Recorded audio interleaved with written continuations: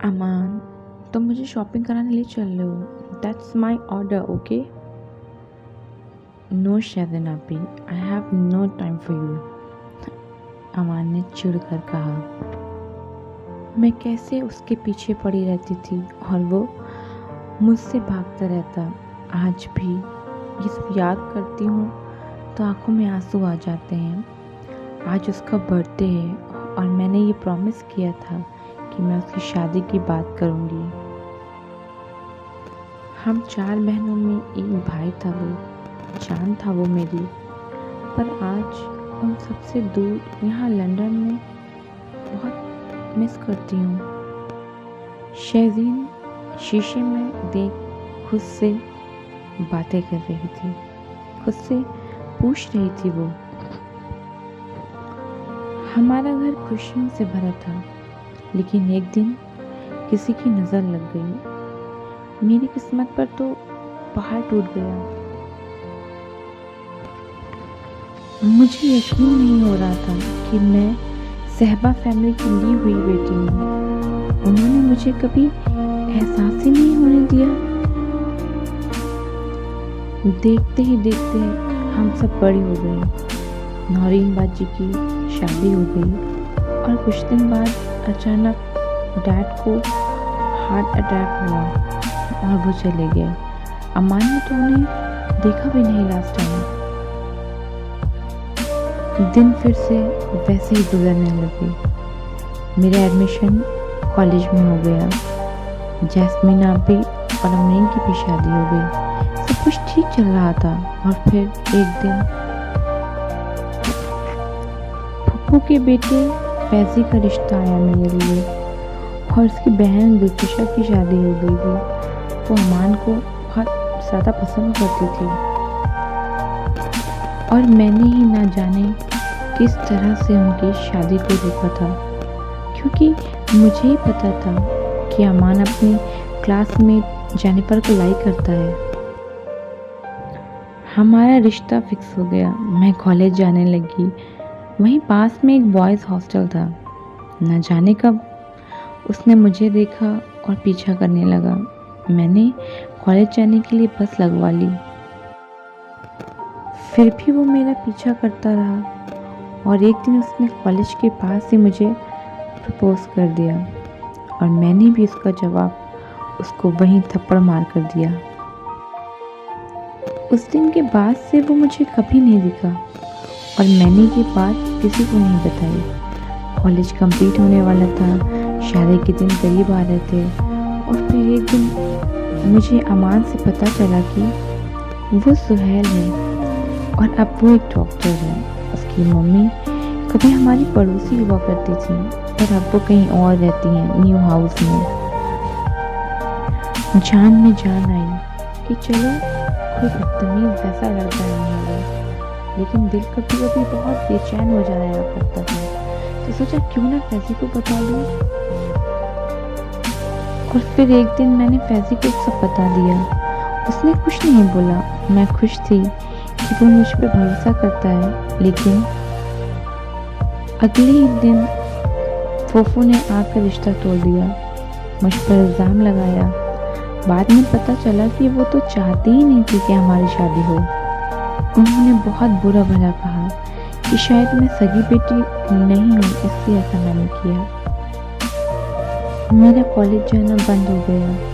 मैं बहुत रोई, टूट गई पूरी तरह। सबने सुनाया मुझे, पर कहाँ गलत थी, कोई ये तो बताए। एक शाम मैं घर पर अकेली थी। अम्मी बाजी की तरफ गई हुई थी और अमान फ्रेंड्स में बिजी था। अचानक दरवाज़ा पर नॉक हुआ। मैंने दरवाज़ा खोला और फिर कुछ याद नहीं। जब मुझे होश आया तो मैं एक शानदार रूम में थी। कौन है, क्यों लाया, क्या मकसद है, दिमाग में हज़ारों सवाल थे। और फिर किसी ने नॉक किया। वो सुहेल था। ब्लू शर्ट और ब्लैक जीन्स में बहुत स्मार्ट लग रहा था। मुझे होश में देखते ही सबसे पहले उसने सॉरी बोला। फिर उसकी नज़रें मुझ पर ही टिक गईं। वो बोला नज़रें झुकाए हुए कि रियली यार, मैं तुम्हें सिर्फ देखना चाहता था। पर उस पागल नीरज ने बेहोश कर दिया तुम्हें और फिर मैं डर गया, इसलिए तुम्हें यहाँ ले आया। I am so sorry. उसकी नज़रें झुकी हुई थी और मैंने पहली बार उससे इतने करीब से ध्यान से देखा था। काफ़ी गुड लुकिंग था वो। और फिर मैं तेज़ तेज़ रोने लगी। वो मुझे ऐसे रोता देख घबरा गया। मुझे घर जाना है प्लीज़। और मैं उठने लगी। उसने मेरा हाथ पकड़ लिया और बोला, नहीं शहज़ीन, ऐसे नहीं, बहुत प्यार करता हूँ तुमसे। शादी के बाद ही उस घर में अब जाओगी। मैं और तेज़ रोने लगी और वो मुझे रोता छोड़कर चला गया। करीब 1 घंटे बाद वो नॉक करके मुझसे इजाज़त लेकर रूम में आया। मुझे उसकी याद बहुत पसंद आई, पर मैं उसकी इस हरकत से बहुत खफा थी। मैंने बहुत सुनाया उसे और वो चुपचाप सुनता रहा। उसकी आंखों को देखकर लग रहा था कि जैसे वो कई रातों से सोया नहीं। आज नीरज भी साथ था। उसने भी बहुत सॉरी बोला। पर क्या मुझे वो इज्जत तुम लौटा पाओगे जो तुमने खराब कर दी? नीरज को सब पता था कि मेरे घर पर क्या हुआ मेरे साथ। वो मुझे समझा रहा था, पर मैं कुछ समझने को तैयार ना थी। माना कि ये प्यार करता था, और मेरी माँ, वो क्या सोचेंगी, ये समाज क्या सोचेगा। जो किया तुमने बहुत गलत किया, कभी माफ़ नहीं करूँगी। मैं रोए जा रही थी और वो भी रोने लगा। उसने घड़ी देखा, रात के 9:45 हुए थे। उसने की नीरज की तरफ फेंकते हुए बोला, इसे जल्दी से घर छोड़ आओ। पर उसने ये डिसीजन बहुत देर में लिया। मेरी दुनिया, मेरी माँ, सबका भरोसा टूट गया था। सब घर पर ही थे, मेरी किसी ने एक नहीं सुनी। मुझे दरबदर कर दिया और उस रात मैं घर से निकाल दी गई। सारे इल्ज़ाम लिए साथ चल दी। सोच सोच कर दिमाग ख़राब हुआ था और फिर मेरा एक्सीडेंट हो गया। मैं गाड़ी से टकरा गई। मुझे होश आया तो एक सुंदर लेडी मेरे पास बैठी थी और उन्होंने मेरा बहुत ख्याल रखा। मुझे बहुत बाद में पता चला कि सुहेल की माँ है। बहुत रोई लिपट कर उनसे। साल बीत गया था, पर मैंने उसे माफ़ नहीं किया। उसके हर दिन नए अंदाज थे मनाने के। शहज़ी, मुझे लग रहा है कि कोई आवाज़ दे रहा है मुझे। सुहेल ने जब झिंझोड़ा मुझे, तो होश आया कि मैं अपना बीता हुआ कल देख रही थी। सुहेल सामने शीशे में मुझे एकटक देख ही रहे थे। मामा, कोई अमान अंकल मिलने आए हैं।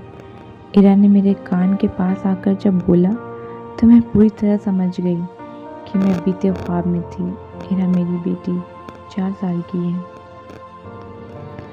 जब सुहेल ने मुझे इतना मनाया तो मैं मान गई थी। हमारी शादी को 5 साल से ज़्यादा हो गए थे। उसने मेरा हाथ पकड़ा, बोला, शहज़ी, जाग जाए मैडम, नीचे चलकर तो देखो कौन आया है।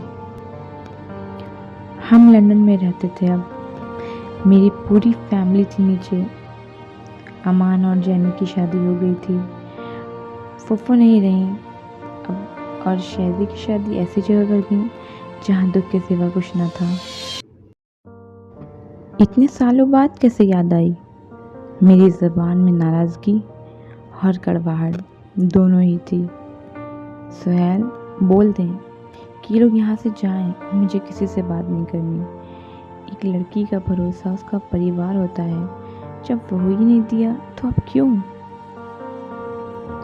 सबने बहुत माफ़ी मांगी और फिर मैंने माफ़ कर ही दिया।